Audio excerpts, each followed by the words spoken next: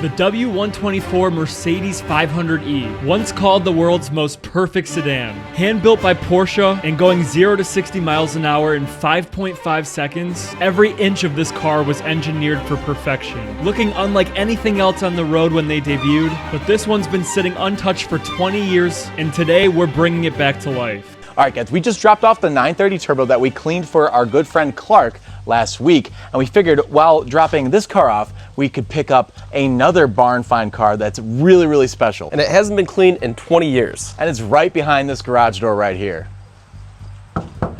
And it's right here. It's a Mercedes E500, which apparently was a collaboration between Porsche and Mercedes, and I guess really, really rare. Not only is this very rare, this very much helped Porsche out in the 90s because they were going through hard financial times, and Mercedes helped them out by giving them a platform to build them a car. So this is the W124 chassis, which we've done a few S-Class Mercedes that have the same chassis, but apparently this one was a very sport-focused luxury vehicle. Yeah, kind of rare for its day. Again, Porsche made all their own cars, and there's only 2 cars that I know that they made that were for other brands. And one is the Audi RS2, which is legendary in its own right, and the other car is this, which makes it incredibly rare and really, really cool. Like, one of the features that they did at the Porsche factory is make these incredible arches, which are way wider and way more prominent than the original car would have. Everyone's heard of the big body Mercedes, but this is a this is a big flipping car. I don't know if the camera's gonna be able to show, but I feel like on the other S-Class Mercedes that we've done, the lower panels here, I feel like they're a lot shorter. Meanwhile, these are a lot longer. It has a larger rocker, bigger fenders. I mean, the car is just, the presence is huge. I think it'd look really cool if someone swapped out the wheels and put monoblocks on it. Like, this is big pimpin' driving down the road. And it was fast. It did 5.5 seconds in the 0 to 60, which is like, for a big car like this, a big luxury car, especially for 1994, the idea of probably 4,000 pounds coming hurtling at you, 0 to 60 in 5.5 seconds, that's fast. I mean, we have to look it up, but we got to compare it to the M5 of the day, basically, because it's a similar size car. It's a big girl, and we got to get her in the trailer and get it back to the shop so we can start cleaning it. It is very hefty. Okay. Brent, put the camera down. I need you. 1, 2, 3. There we go. All right. All right, well, I guess we don't need you. Take a load off, Brent. All right. Oh, she feels every bit of 4,000 pounds. It's actually kind of silly. But it really shows the difference, you know, if you're not a car guy. If you look at these 2 cars side by side, there are so many different varieties of collectors and car enthusiasts in the world. Like, there's some people who believe that this is kind of like a grail car, the E500, a super rare Porsche Mercedes collab. And then for other people, you know, a smaller sports car, again, made by Porsche. It seems like anything that's really cool is made by Porsche, at least I think so. But I just like that there's so much variety in what people like. And then you have cars like this, which is a 59 Impala, which is one of the best years that they ever made, the Impala, or at least in collector's eyes. And, you know, this is obviously a completely different experience, a completely different styling. As you can see, look at this trunk lid. This is one of the most beautiful trunk lids I've ever seen in my life. But I think that's what makes cars cool, is that you, as an individual, get to show the world a little bit of your personality through what you drive, whether it's an E500 or a Porsche 930 Turbo or a classic 50s Impala. And now as we load this car up, I want to ask the question of the video, so leave your answers in the comments below. Would you rather have this 1994 Mercedes E500 hand-built by Porsche with that old school analog feel, or a brand new AMG with all the tech and the comfort in the world? Obviously, they're 2 completely different driving and owning experiences, so which one would you take and why? Leave a comment. And make sure you're subscribed to our channel, because next week we have a really big and a really cool video releasing. You do not want to miss that one. Hit the subscribe button with the notification bell on. Back with the E500, and I didn't realize how rare this car was. Apparently only 1,500 ever made it to the US out of the 10,000 that were made, and they were all hand built by Porsche, and it took 18 days for them to build each one, and they were shipping it back and forth from the Porsche and the Mercedes factory, which is wild. A hand-built Porsche Mercedes that takes 18 days to build. And it's the only one that they ever did. That was the only collaboration besides the RS2 that ever happened. It makes it more rare than it looks. It looks very mundane to someone who doesn't know what it is, but to someone who does know what this is quite the killer car. Yeah, it was also really expensive. It was $80,000 new, and in today's money, that's $160,000, which is pricey. But it's here in the shop now, and we need to make it look like it's worth $160,000 again. And the first step to getting it there is by vacuuming all the loose debris and leaves all over the car. And then we're gonna take a look at the engine.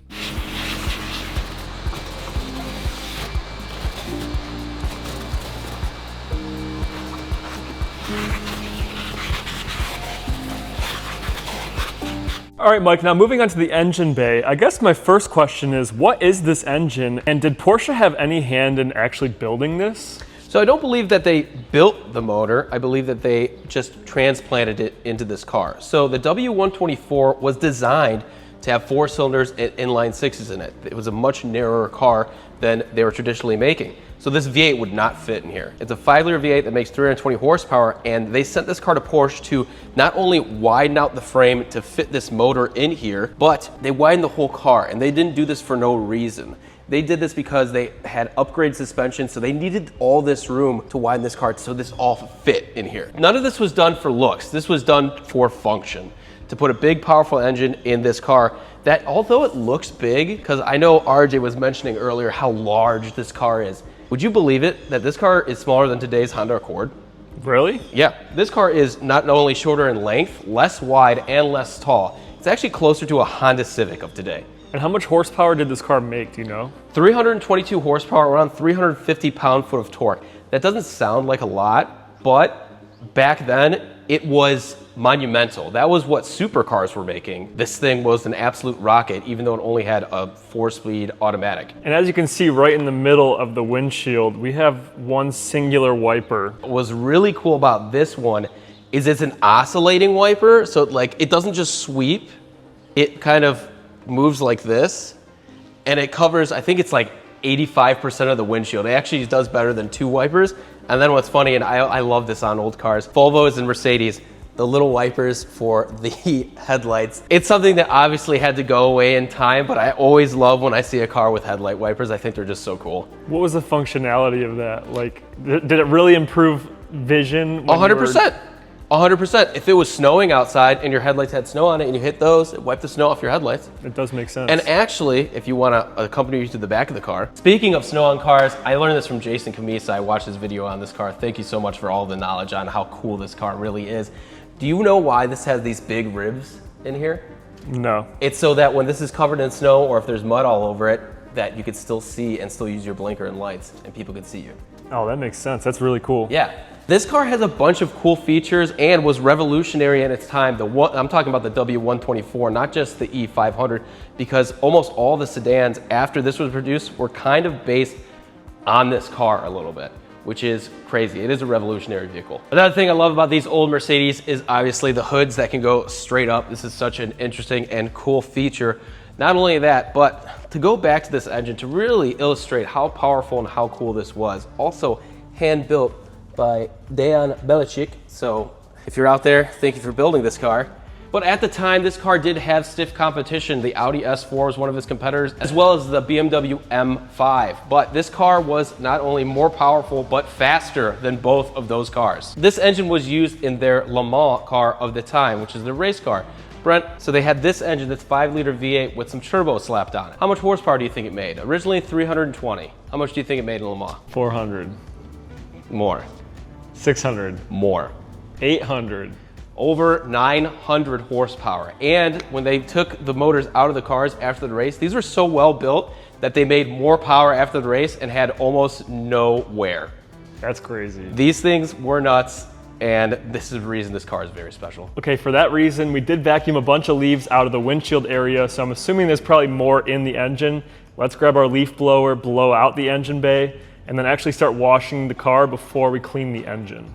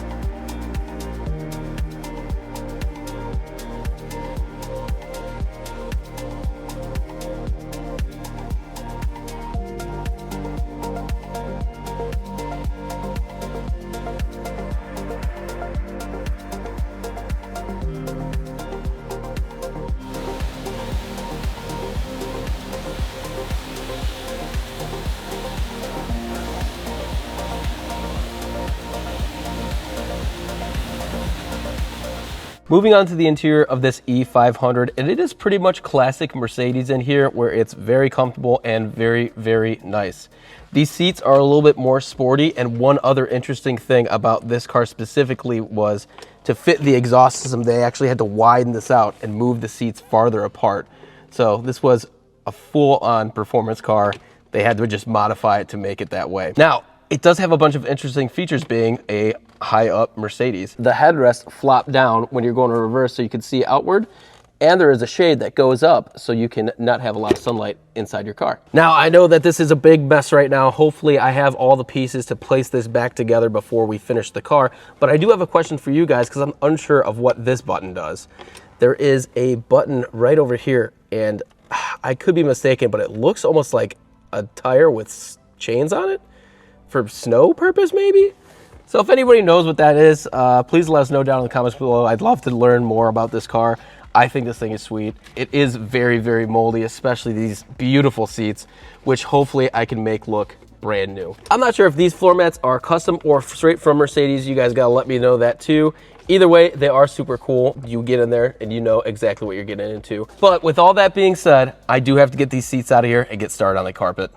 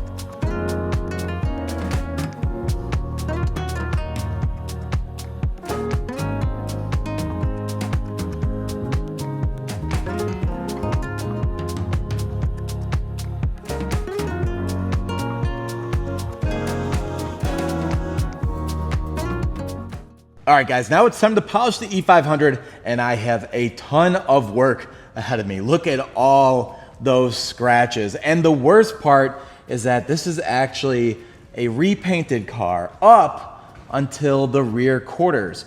And you see all this staining. That actually happened from our pre-wash, but this usually occurs on cars that have single stage paint. This Mercedes is a base clear car, but for whatever reason, it's staining the clear coat, which is a true bummer. But the good news is that I'm able to fix it like I already did to this panel over here. So I actually used a rotary polisher and a wool pad, a DA polisher with a wool pad, and then another DA polisher with a foam pad and a light polish to make it look like this again. So I'm probably gonna have to do that for the whole entire car, but I think first I'm gonna start back here and remove this badge and then fix this trunk. But this Mercedes is going to look amazing when I'm all finished.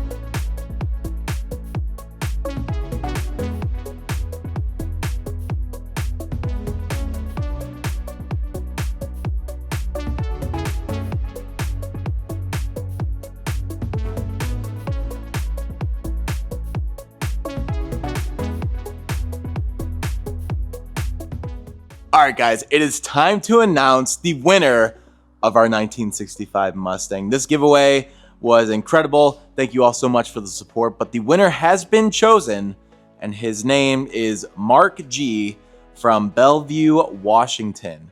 And he purchased a Corvette Revolution hoodie, one hoodie, for $71.34, and ended up winning a 1965 Mustang. The one that we did all the work to is now gonna end up in his garage, and we're going to call him now. He still doesn't know yet, so I'm gonna give him a buzz. He doesn't have an iPhone, so I can't FaceTime him, unfortunately. But we're gonna call him and see if we can get his reaction on camera. Hi, this is Mark. Hey, how's it going, Mark? This is RJ from WD Detailing. I was thinking that might have been you when I saw Wagner on there. How are you today? I'm doing well. How are you? I'm good. I'm imagining there's a reason for the call, but I am not going to assume because that's just too good to be true. So. Well, I don't know how your day was going before this, but it's going to go a lot better now because you are the winner of the 1965 Mustang. You've got to be joking.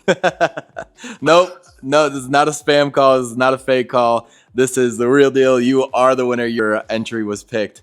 And yeah, it's going to end up in your driveway. That is insane. And there you have it, folks. He answered the phone. Super pumped. I mean, I would be pumped to win this too, especially after only spending $75 or $79. It could win you a Mustang. But we do have another giveaway that's coming up soon. So if you didn't win the Mustang, make sure to get entered for the next one because we went even crazier on the next giveaway. But now let's go ahead and take the E500 back to Clark. And when we got back to Clark's warehouse, he actually had new badging waiting for us to put on the car so we could make it look OEM again. And then we pushed it into the warehouse right next to the Porsche Turbo. All right, so we've dropped off the E500 right next to the Porsche Turbo that we did last week. This car was incredible to work on. It's very unique and it is for sale, and you can contact the seller at this Instagram. Go ahead, give them a DM if you are interested in buying a very, very rare E500.